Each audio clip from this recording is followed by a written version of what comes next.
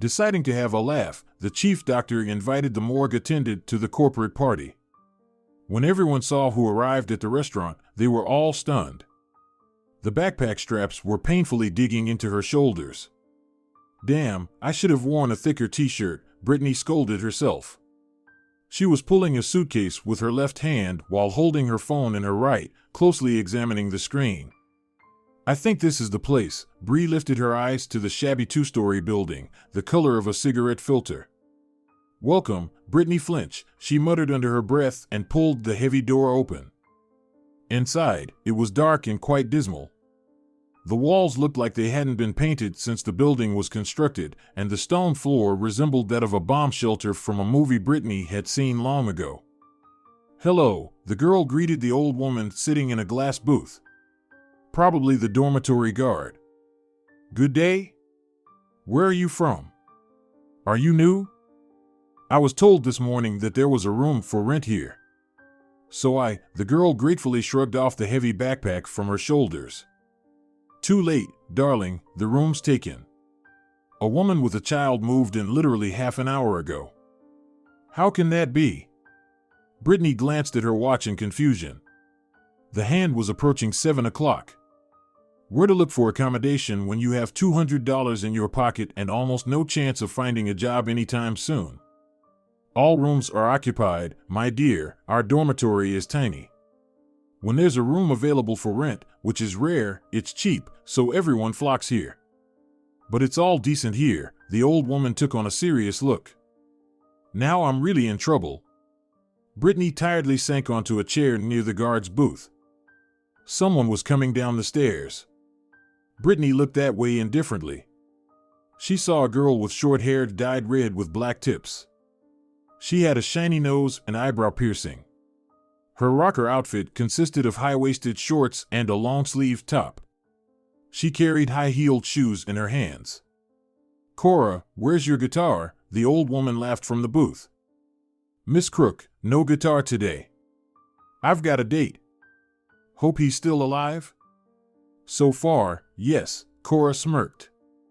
"Don't forget to put your shoes on, Conqueror of Dead Hearts," the old woman chuckled. It sounded like the title of a thriller. Bree had loved such things since childhood, books, movies, everything. "Did Miss Crook capture you and won't let you go?" The barefoot Cora smiled, giving Britney an appraising look.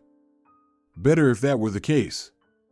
I missed out on the room, and now I have no idea where to stay tonight," she sighed. "Hey, want to live in my room? I won't charge much. I have a folding bed. I'm not noisy. You provide the food, I provide the shelter. Deal?" This girl spoke as if she had known Britney for 100 years and was 1,000% sure of her. Britney hadn't even managed to say a word before this red-haired beauty grabbed her suitcase and started hauling it up the stairs. "What are you sitting for? Come on." Cora started climbing the stairs. "Come to the 7th. Register with Miss Crook," Cora called out without turning around. Cora's room matched its owner, posters of rock stars on the walls. One curtain was pink, the other chocolate-colored. There was a rug on the floor shaped like a pickle slice, a bed neatly made with a sand-colored blanket in the corner. "I've got the coolest room in the dorm," Cora proudly said. "There's a little balcony, yeah, tiny, but it's there. If you try hard enough, you can even smoke on it." She giggled. "I don't smoke," Britney replied, examining the posters. "A good daughter of a rich daddy?" Cora smiled. She did it somehow nicely, without mockery or envy. "Why would you think that?" "I don't have a rich daddy." Britney dropped her backpack on the floor. "Really? Strange, but your clothes are cool." "Oh, they're just hand-me-downs from my cousin." "Got it. Look, the folding bed is over there." She pointed to the corner near the balcony. "There's a set of bed linen in the closet. There's nothing to eat. The store is nearby, just around the corner from the dorm, so you can go there and buy some food. I'm not picky. I eat little, so I think we'll get along just fine. Plus, it'll be more fun. I've got to run, I have a date." Cora threw her shoes in the corner, slipped on sneakers, and flew out of the room.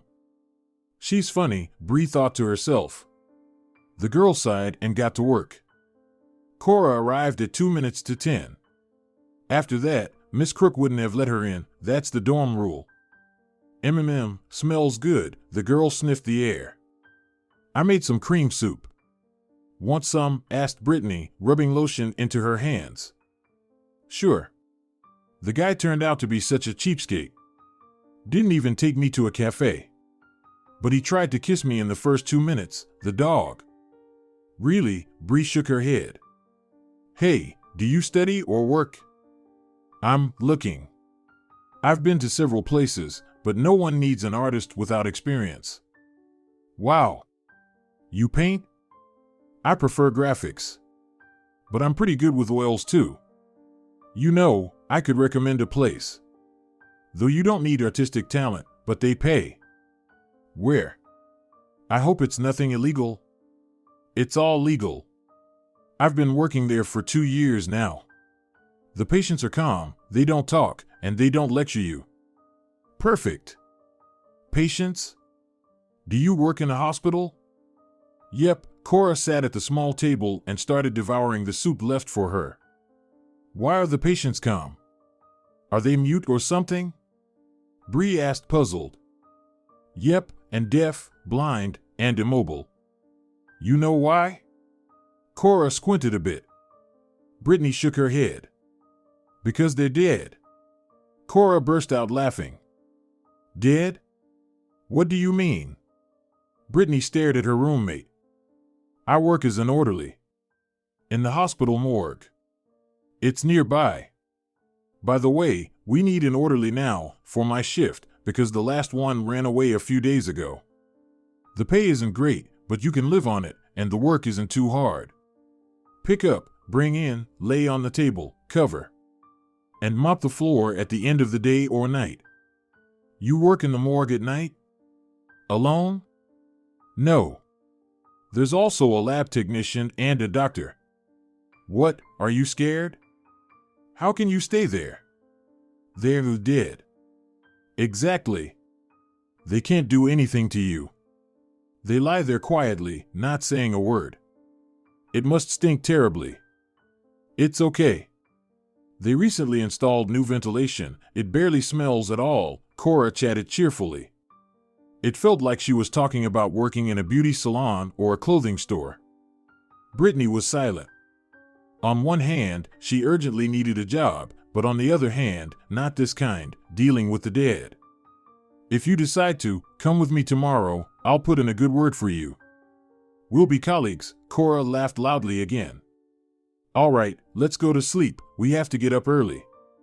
Britney didn't fall asleep right away. The folding bed was terribly uncomfortable, and different thoughts swirled in her head. So this is the job she found, apparently, all those years of meticulously studying anatomy for artists, to depict people in detail and very accurately, led to this. Well, you have to start somewhere, thought Britney. I'll work and see how it goes. At that moment, she fell sound asleep. This is our chief physician, Mr. Johnson, Cora whispered as they walked down the hospital corridor past an office, in the doorway of which stood a tall doctor in green medical scrubs, his back to them. We only have cardiac patients here. It's a specialized clinic. I see. Britney felt uneasy. She had hated hospitals and doctors since childhood. So, we need the head nurse. She's probably in her office. Let's go. She's normal, sensible, with a sense of humor. I think she has a thing with our chief doc. If everything suits you, you can start your duties tomorrow, Miss Moore said, concluding their conversation. All right, Britney tried to respond as confidently as possible. Can I train today, while Cora's shift is on? Good for you, the nurse praised her. I appreciate such enthusiasm, even in a morgue. When they went out into the corridor, they met an elderly doctor. Cora, have you started your shift? Not yet, Dr. Houston, I'm going to change. I brought a newbie, I'll train her today. That's good. Hurry up and get to room 15. A patient is already waiting for you there. Why do they have to die so early in the morning? Cora snorted and pulled Britney along. That day, 4 people passed to a better world. Magnetic storms, sighed Dr. Jobs, the pathologist. Our old folks' hearts can't take it. For half the day, Britney felt nauseous from the smells filling the morgue and the entire clinic. Let's go grab a bite, Cora suggested. I can't eat after seeing your patients. Come on. Let's go. At least have some coffee or sweet green tea.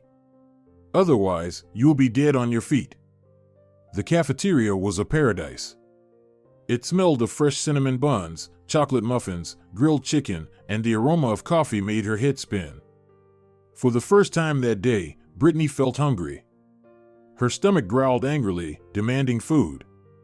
I'm scared, Cora, Brea said suddenly when they sat at a table by the window with their trays. Of what? The dead people? Cora snickered.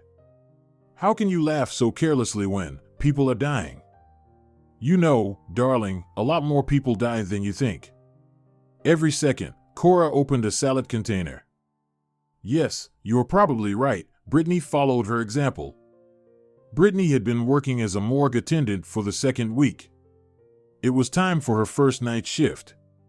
It was a bit eerie, but overall, Britney felt relatively calm. First night shift? Asked Bob, the paramedic lab technician. Yeah, Britney replied, putting her bag in the locker. Relax, people rarely die at night. Unless someone gets brought in by the ambulance. Usually, people pass away early in the morning, Bob stretched. It's so hard, being side by side with death. That's nothing. When kids die, that's tough. It happens here too. Haven't seen that yet? Our morgue has 2 sections, adult and pediatric. Yeah, I know there are 2. No, I haven't seen that yet, thankfully. I hope I never have to experience that horror. As if the universe heard her words, a test was soon presented to Britney Flinch. The phone rang. Hello, Bob answered the internal phone. Got it. What's up? Britney tied her hair into a ponytail. Pediatric. Room 10, Bob replied. Someone didn't wait for the morning. She was just a girl, barely 16. It looked like she was just sleeping with her eyes closed. Her dark, thick eyelashes cast a shadow on her slightly protruding cheekbones. There was no blush on her cheeks, and bluish-gray circles appeared under her eyes. Pretty, isn't she? Bob sadly smiled, lifting the sheet from the girl's face. Yeah. So young. Her whole life ahead of her, Britney sighed and sat down on a chair. Bree, you talk like you're 80, Bob laughed. How old are you anyway, 20 yet? 19, Britney stared at the wall. All right, I'm going for a smoke and some coffee, Bob left the room. Without really understanding what she was doing, Britney took a notebook and a pencil and moved to the table where the girl's body lay. She uncovered her face and began sketching. As if she couldn't resist capturing this beauty, even though it was lifeless. What are you doing? Bob burst in suddenly. The doc will be here soon.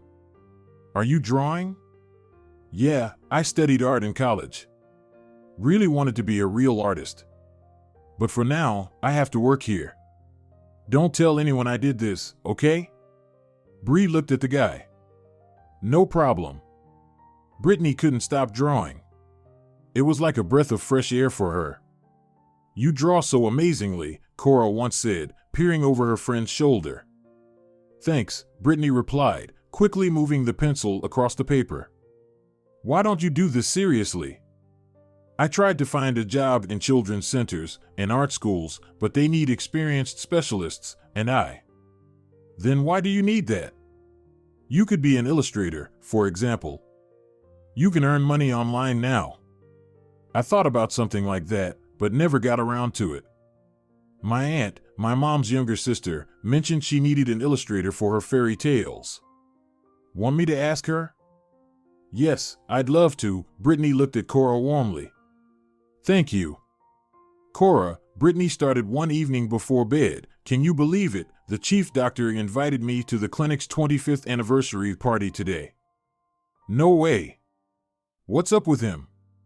We're always kind of separate, like we don't belong to the hospital. I, for one, don't want to go to their parties. But you should go and tell me about it. Maybe our chief has a crush on you. He is pushing 60, though, Cora giggled, turning over on her creaky bed. Oh, shut up.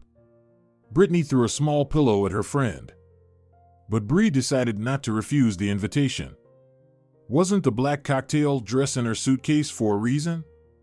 Britney was terribly late. She and Cora struggled with her hair, nearly burned the dress with a not-so-great iron. They also had to persuade Miss Crook to allow her to come in after 10. The restaurant was in the center of their small town. Overcoming all obstacles, the girl finally made it there safe and sound. Are you expected? The guard asked Bree. Yes. The clinic's Heart Matters party is here, Britney replied. Please, go to the hall on the left. Thank you. Bree headed in the indicated direction. Dr. Johnson immediately noticed a gorgeously dressed stranger. Who could it be? All the guests were already there, except for that mousy girl from the morgue he wanted to tease when he saw her in the hospital corridor. The real reason he invited this girl to the party was a bet with Miss Moore. She scolded the doctor for never doing anything reckless, always proper, by the book, following a predetermined plan. So he bet with this cheerful woman that he could surprise her at the party. Who is that? Miss Moore, who was simply Gina to her friends, asked the chief doctor. Don't know. Maybe she's lost, he shrugged. Hello, the beauty smiled with her white-toothed smile. Sorry I'm late. Who are you? The doctor stared at Britney. It's me, Britney Flinch, the girl hesitated. Bree, I wouldn't have recognized you. Miss Moore hugged her subordinate. You look stunning. And that dress is fabulous. Did you rob a bank? Borrowed from a patient, Britney winked at the woman. Seriously, leftovers from a past life. I'm Charles Flinch's daughter, co-owner of the True Path Company. I love people with a good sense of humor. The nurse took a glass of champagne from a passing waiter and handed it to the morgue attendant. Where's the world going? A famous businessman's daughter working in a morgue. Where are the journalists? Dr. Johnson stood there, mouth agape, not understanding what was happening and why the girl working as a morgue attendant in their hospital looked like a movie star. Mike, you can close your mouth now, Miss Moore said cheerfully. The surprise was a success. Well done. Everyone at that party noted how good Britney Flinch looked. The girl even started feeling uncomfortable. For some reason, she felt sad. People only care about appearances. They don't care about what's inside, what others think or feel.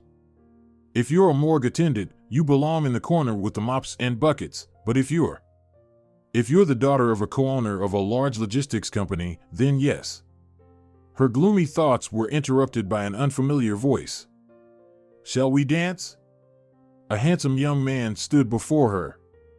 Unknowingly, Britney reached out her hand to him. She hadn't danced in 100 years. It was so pleasant, so dizzying. I'm Alex Dyson. Tomorrow, I start my duties as a nurse. Uncle Michael invited me to work during the summer holidays. I study at medical school in the capital. So you're our chief doctor's nephew? And I'm a morgue attendant, the girl said deliberately. My name is Britney Flinch. You're too good for a morgue attendant. Alex squeezed her hand a little tighter. What should a morgue attendant be like? In a dirty work gown with the smell of rot? Oh, you've got me. Alex laughed heartily. I didn't mean that. It's just that a girl like you deserves to be spoiled and pampered, not sent to drive the dead, he said seriously. Someone has to drive them. Britney looked into the guy's eyes. Listen, let's run away from here, shall we? I'm tired of this noise. Agreed. They headed for the exit. The evening coolness of a summer day spread throughout the town, smelling of freshness and some flowers. My uncle persuaded me to come to work at your clinic. A spot opened up, and I fled from the capital. I'm tired of this eternal meaningless hustle. Everyone is insincere, everyone needs something from each other. Do you think people are different here? No, Alex. Take me, for example. You wear a uniform, drive corpses on a gurney, morgue attendant, but put on a more expensive dress, a higher hairstyle, queen of the party. But no one looks into your soul. And my father. Co-owner of the company The Right Path, all the business stuff.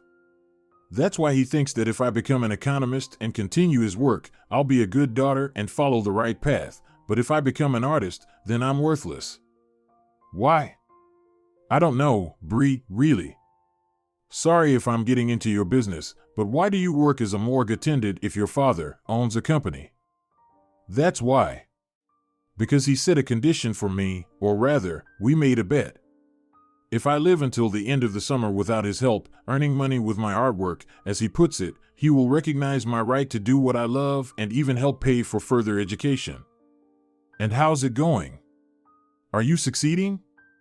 Only I haven't become an artist yet. I have to draw in the morgue and in my free time. That's the story. Britney, I admire you, truly. Alex looked her straight in the eyes. You'll go far. Believe in yourself and your luck. Thank you for the walk, for these words. I haven't had such a simple yet deep conversation in a long time. They were silent for a while. I should go, or Granny Crook will leave me to sleep on the street, Bree smiled. Let me call you a taxi. The guy offered and reached for his phone. No need, it's already close by. We almost walked to my dormitory. Then let me walk you, so I can be sure you're safe. From these words, Britney felt warm and sweet inside. No one had cared for her like this for a long time, no one had talked to her so sincerely and unambiguously. Her uncle, her father's own brother, was right, there are more good people in the world than bad. That night Cora was on duty. No one could disturb Britney's thoughts. She remembered her childhood. Bree didn't know her mother at all. She left them with her father when little Bree wasn't even a year old. She just went somewhere, leaving a note asking not to look for her or try to bring her back. Her father didn't look for her, let alone try to bring her back. He took responsibility for raising his growing daughter. Britney often visited her Uncle Brad and Aunt Molly's farm. That's where she felt truly happy. Uncle Brad taught Britney to make fires, saddle a horse, milk a cow, pitch a tent, catch fish. He told Bree that a person must learn to survive with their own strength and wit, not with money. Don't mess with my daughter's head, her father would get angry. She must know how to earn money, but still be a good person. Not quite so, brother, Uncle Brad argued. What if life turns out so that money won't solve anything? That can't happen, Charles smirked. Money solves any problems in no time. What about in the forest? Who will you pay your money to if you need to survive, protect yourself from predators, find food? What do you say to that? I'll tell you this, brother. Don't wander in the forests, live in the city, work, and provide a decent life for yourself and your loved ones. Such arguments usually ended with Britney's father leaving to sit somewhere alone for a while, and Uncle Brad picking up his niece and taking her to the stables, or they would go to the field to pick flowers.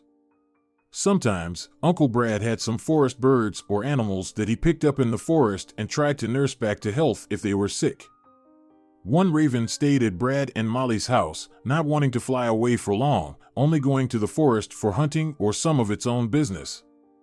Uncle taught him to talk. It always amused little Britney. Harry is a raven. Harry is smart, it would say importantly, sitting on a tree branch. Britney sometimes thought the bird didn't just repeat words and phrases, but understood everything it said. The girl loved talking to this handsome raven with its shiny, strong beak and jet black feathers. Britney is drawing beautifully. Good job. Good job.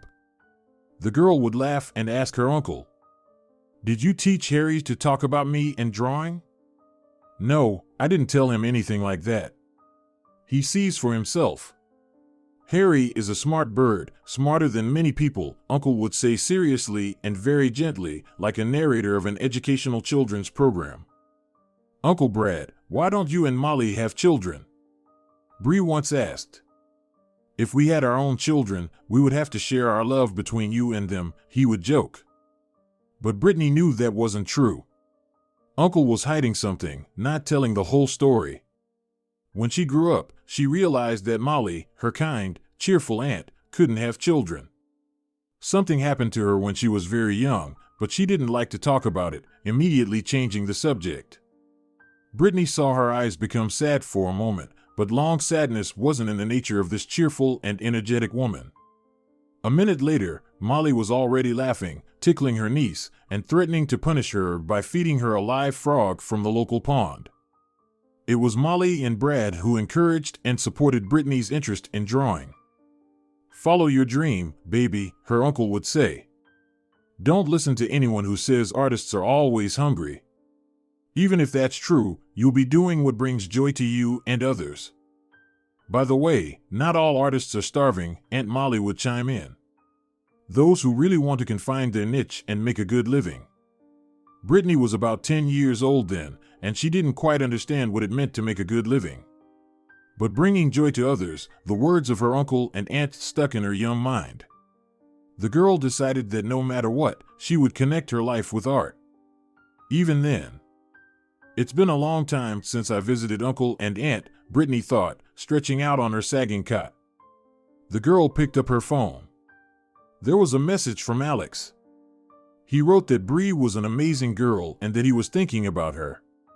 Britney felt a sudden happiness, almost like in her childhood. Alex Dyson was a great guy, so different from his uncle, their chief doctor, as everyone in the hospital called him. Bree quickly replied to Alex, unable to find words, just sending a bunch of emojis and hearts. Britney suddenly noticed another message.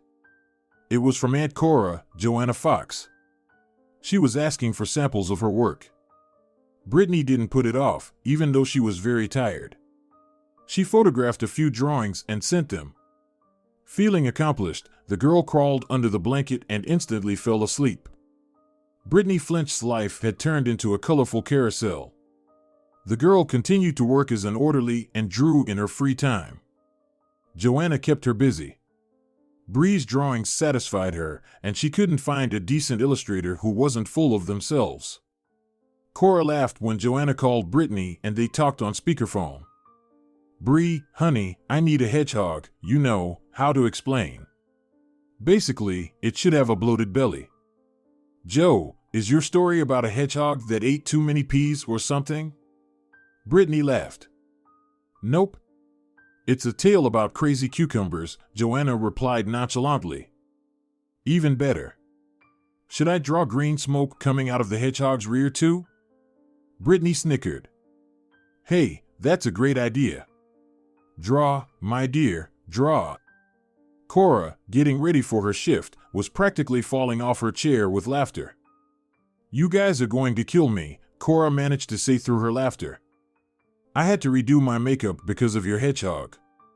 You'd better not do your makeup at all when I call, Joanna laughed too. Yeah, such a job is a dream come true, Britney said, stretching, after ending the call with Joanna. Thanks, Cora. PFF, why me? Her friend smirked, snapping her makeup case shut. I'd never have thought that drawing a farting hedgehog could bring someone as much joy as it does you. Cora, I get to draw, and it brings me income. You have no idea how cool that is. So what are your plans? Go back to your dad in triumph and pursue illustration? Cora looked at her friend intently. I don't even know, Bree stared thoughtfully out the window.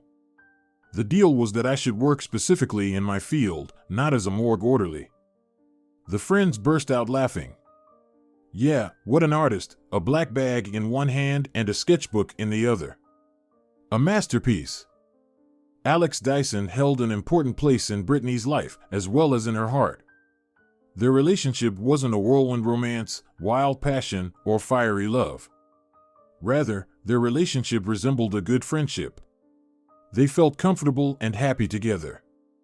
They could chat for hours without ever getting bored. The summer was rapidly coming to an end. Alex's vacation was ending, and soon he would have to return to the bustling capital and start a new semester. The deadline for the bet between Britney and her father was also approaching. They hadn't called or even texted each other all this time. Bree missed her father. Yes, he could be unbearable at times, lecturing her, but he was her blood, the man who had dedicated his life to raising her. He never married, never even seriously dated anyone, though he was still quite young. These thoughts made Britney sad. She didn't want to crush her dream of becoming an artist to please her father by dedicating her life to economics and logistics, but she felt uneasy, anxious. She suddenly had a strong urge to call her dad. "I'll call tomorrow morning," Britney thought, slipping into the shabby door of the dormitory. She still had to finish a drawing of a fat fox stuck in its own burrow, and she needed to whip up something to eat. She couldn't rely on Cora for that. One of the days of the waning summer, Britney Flinch was approaching the hospital. An ambulance was parked near the entrance. The medics were carrying out a stretcher with a man lying on it. He was wearing a business suit. Bree glanced at his face. No. It can't be. That's her dad. Yes, there was no doubt, Charles Flinch was on the stretcher. What's wrong with him? Bree asked the medics, alarmed. Looks like acute heart failure. Unlikely to survive, the young paramedic replied. Britney felt a cold fear inside. No, she couldn't lose her dad, her beloved strict dad, who had always loved her, in his own way, but very much, and who always, every minute of his life, wanted to protect her. Dad, Daddy, Bree ran alongside the stretcher. I'm here, your Bree is here. Do you hear me? You'll get better, and we'll watch some thriller late at night and make popcorn. Remember how we almost burned down the kitchen the first time we tried to make it? Dr. Houston, Britney burst into the doctor's office, panting from running. What's wrong, Britney? She looked at the girl in surprise. Who is treating Charles Flinch? Where is he? In intensive care? Can I find out about his condition? Why are you so concerned about this man? It's strange that with all his money he ended up in our hospital. Haven't the rumors spread yet? This man is my father. Bree couldn't hold back her tears any longer. They streamed down her cheeks, and she didn't even try to stop them. What rumors?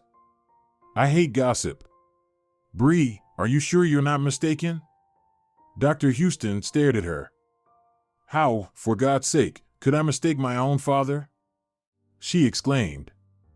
Why aren't you hanging out with friends in Bali then, instead of carting around bodies?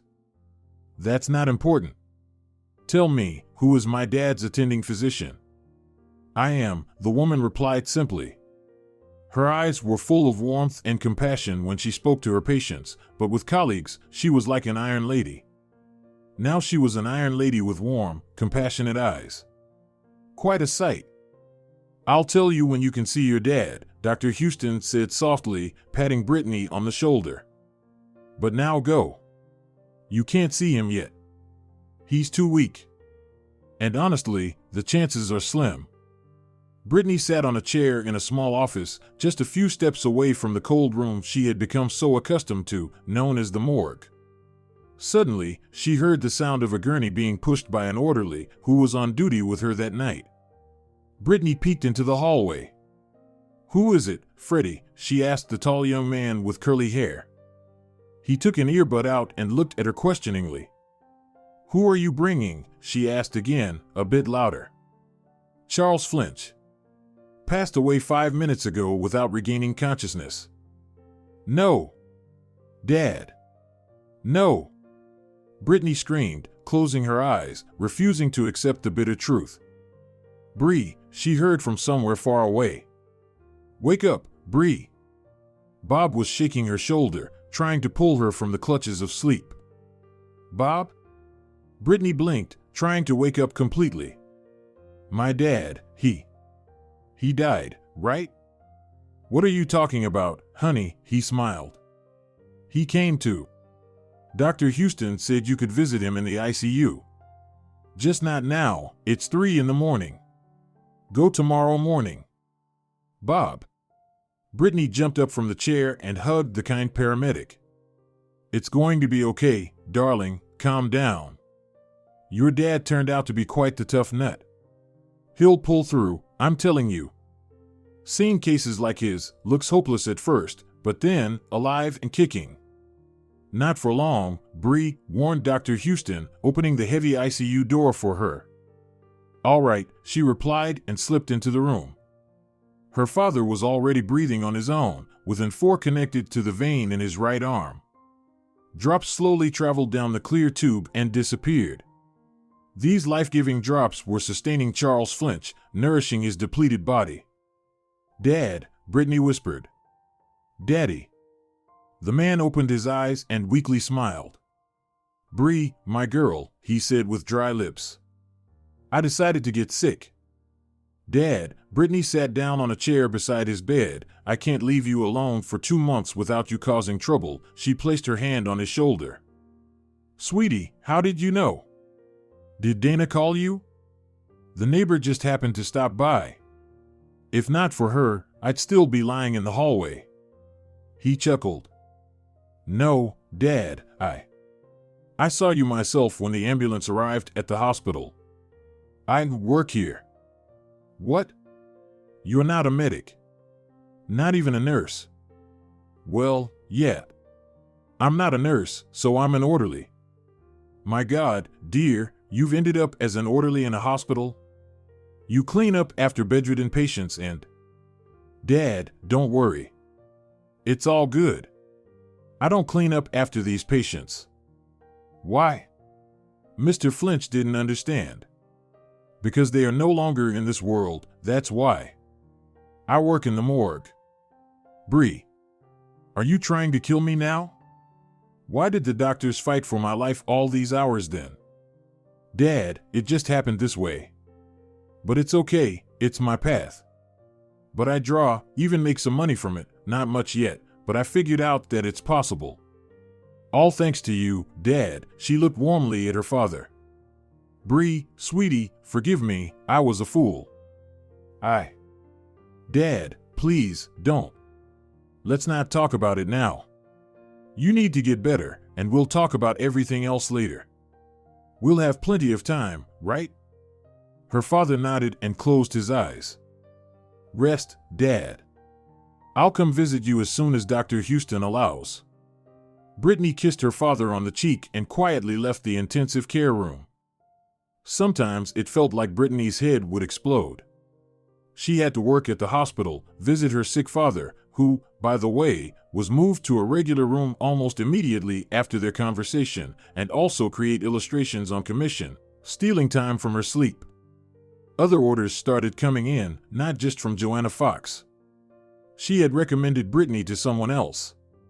Joanna was involved in a number of communities where members shared all sorts of resources with each other. It was tough, but Britney knew she would manage.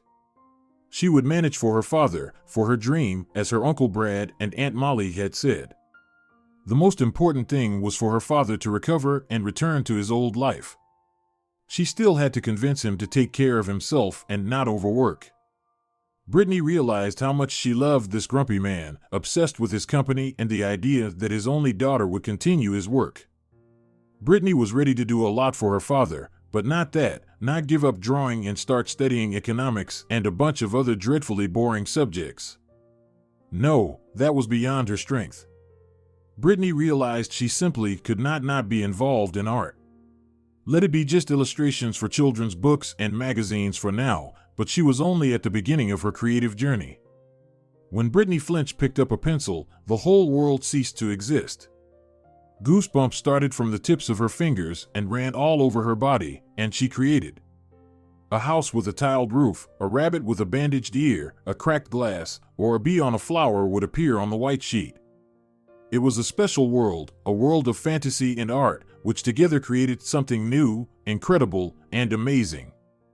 How could one trade such a miracle for anything else? No way, absolutely impossible. Britney decided not to limit herself to just illustrations. Of course, she dreamed of painting real pictures, but later. Now she needed to hone her skills on simple illustrations, become in demand in this niche, and then time would tell. Charles Flinch, contrary to the doctor's predictions, was recovering quickly.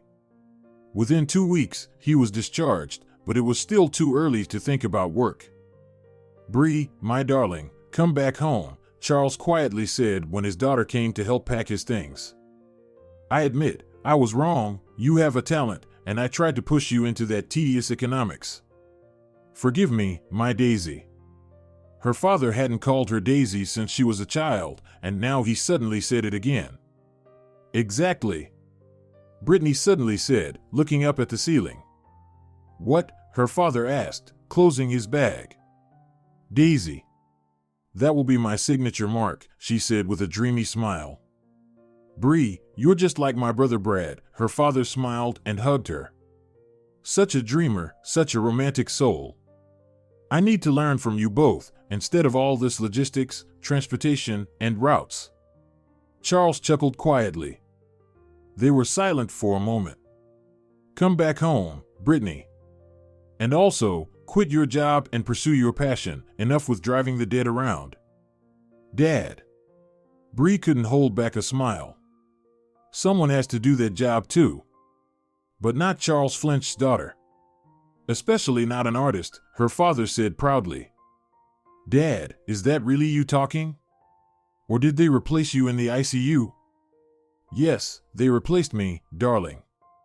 They sent that grumpy boar to a distant island in the middle of the ocean and brought his clone here." They both laughed. "Hey, how about we visit our folks on the farm? They must be bored out there in the boonies. And then we show up." "I'm all for it. I already miss Molly's pies. And Uncle Brad's stories too." Charles took a deep breath of the clean air. It had just rained, and it smelled of ozone and fresh grass. "Look who it is." Molly was walking towards them with a basket in hand. "Molly." Charles took the basket from her with one hand and hugged her tightly with the other. "Charlie, how wonderful that you made it out here." Molly smiled, looking at her niece over her father's shoulder. They sat on the lawn in front of the house. The pool, filled with water, provided coolness and was a delight to the eye. "It's so nice here," Charles said blissfully, stretching out on the grass. "Yeah, I've missed it so much," Bree said, also lying on the grass with her head on Aunt Molly's lap. "And the meat is ready," Brad said cheerfully, carrying a dish with steaming meat, expertly cooked over the fire. "Hooray!" Bree jumped to her feet. "I've missed these barbecue parties.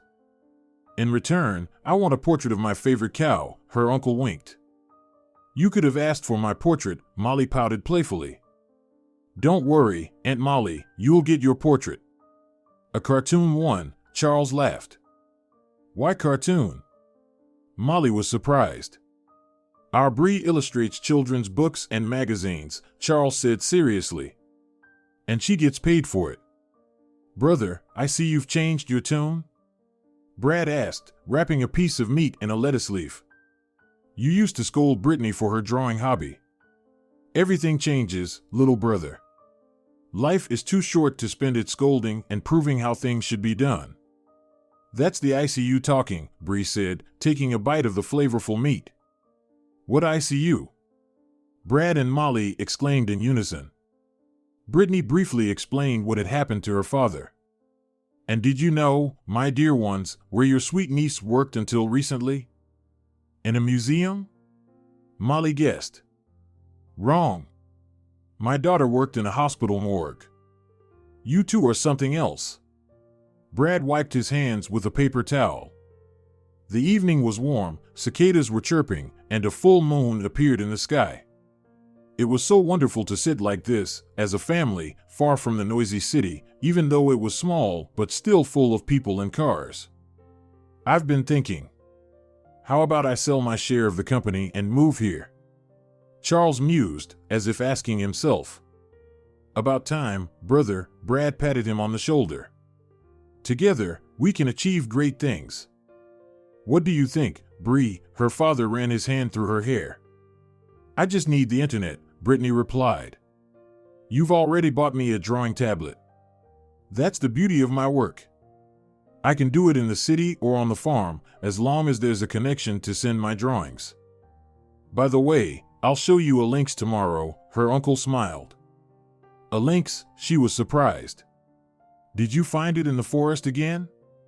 Yeah, it's just a baby. It looks like its mother abandoned it, maybe she died.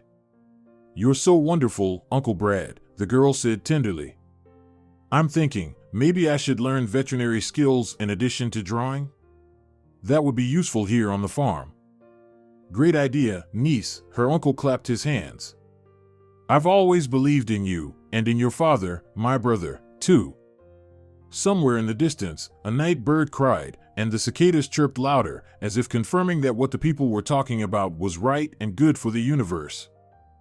Dear viewers, if you enjoyed the story, please support the video by liking it and leaving a comment. Thank you very much.